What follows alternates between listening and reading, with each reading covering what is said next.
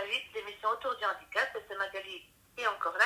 Et on va interviewer une auteure qui s'appelle Anne Château. Donc elle est par téléphone. Bonjour Anne. Oui, bonjour Magali. Bonjour. Alors, donc Anne, vous avez écrit plusieurs livres. Oui, j'ai écrit 2 livres, exactement.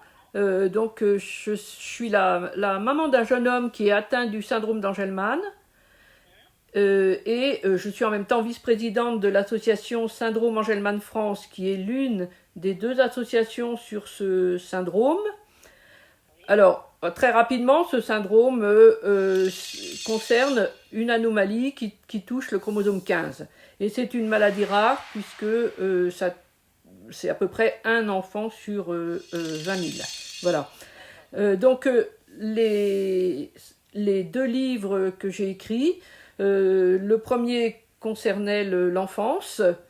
Donc, il s'appelle le syndrome Angelman, regard sur une maladie neurogénétique rare. Et il a été publié en 2014 chez l'Harmattan. Et le deuxième, c'est le syndrome d'Angelman, parcours de vie des adultes. Alors celui-là, je l'ai coécrit avec Odile Picresse, qui est la présidente de Syndrome Angelman France. Et il a été publié en 2016, toujours chez l'Harmattan. Voilà. D'accord. Et puis vous comptez en écrire d'autres? Ben, je sais pas. Si l'envie m'en prend, oui, ben, il y aurait toujours des idées nouvelles à exprimer, et puis aussi des nouveautés dans la recherche, dans la manière de traiter ce syndrome et la prise en charge des personnes dans ce syndrome. Voilà, on en apprend tous les jours, en plus sur nos enfants, et on a envie de plus en plus, bien sûr, de faire connaître ce syndrome pour une meilleure prise en charge et pour le bonheur de nos enfants. Voilà. D'accord. Voilà. Alors, ça vous a pris comme ça, non? Alors, pas tout à fait. C'est-à-dire que le premier livre a pris naissance à partir d'échanges sur des groupes d'un célèbre réseau social. Et ces groupes étaient dédiés au syndrome d'Angelman. Alors, c'était des groupes à la fois français et étrangers, puisque c'est un syndrome rare.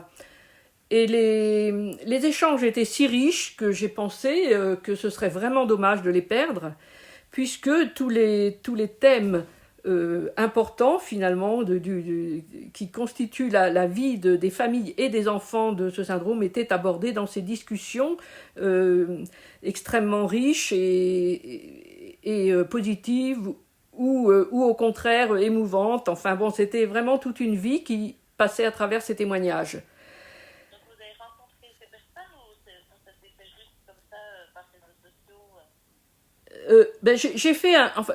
J'ai contacté toutes les personnes. J'ai fait un travail de recueil des témoignages, avec leur permission, bien entendu. J'ai regroupé ces témoignages. Et puis, également, j'ai travaillé sur tous les éléments de réflexion qui autour des thèmes abordés par toutes ces familles. Voilà, le travail que j'ai fait pour le premier livre et qui a été ensuite poursuivi sur le second livre avec l'aide de Odile Picresse, qui est elle-même la présidente de Syndrome Angelman France. D'accord, là c'est plus pour les adultes. Alors là, c'est les adultes, oui, voilà. D'accord. Et alors, comment va votre enfant? Bah, mon enfant, à l'heure où je vous parle, il est en train de faire du tandem ski parce qu'on est à la montagne. Voilà, et donc là, il est heureux comme tout parce que, voilà, il est avec nous en vacances. Il va bien, il est dans un foyer. Bon, on a beaucoup posé dans le deuxième livre les problèmes du monde médico-social et des prises en charge en foyer, également des difficultés pour les familles d'accepter de mettre leur enfant qui devient adulte en foyer, toutes les questions que ça pose, et bon, voilà. On a abordé aussi le vieillissement de la personne handicapée, mais aussi celui des familles, enfin tous ces thèmes qui sont récurrents dans les thèmes sur le handicap et vécus par les familles. Voilà. Il a quel âge là? Il a 30 ans. D'accord. Il En foyer depuis, je pense, 20 ans à peu près, quoi. Depuis 22 ans. Il y est rentré à 22 ans. Oui, parce que pas de stress peut-être avant. Non, parce que j'ai pas vu. Avant, il était dans un établissement où il était en externat.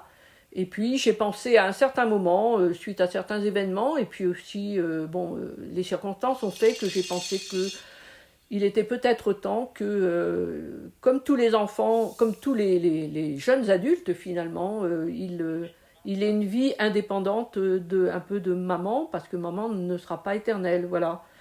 Et donc, ça s'est passé comme ça, voilà. Alors, comment on peut se procurer vos livres? Comment? Comment peut-on se procurer vos livres? Alors, directement chez l'Harmattan, aux éditions L'Harmattan, mais également à la FNAC ou sur Amazon ou chez le libraire, chez votre libraire, vous pouvez le commander. Voilà, il est toujours en vente et donc je pense il aide bien les familles, les parents, les professionnels. Et également, je pense qu'il peut intéresser des personnes qui ne sont pas même concernées par le syndrome.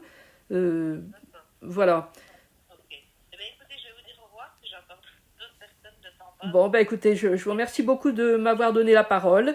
Voilà, merci à vous. Voilà, merci. Au revoir. Au revoir.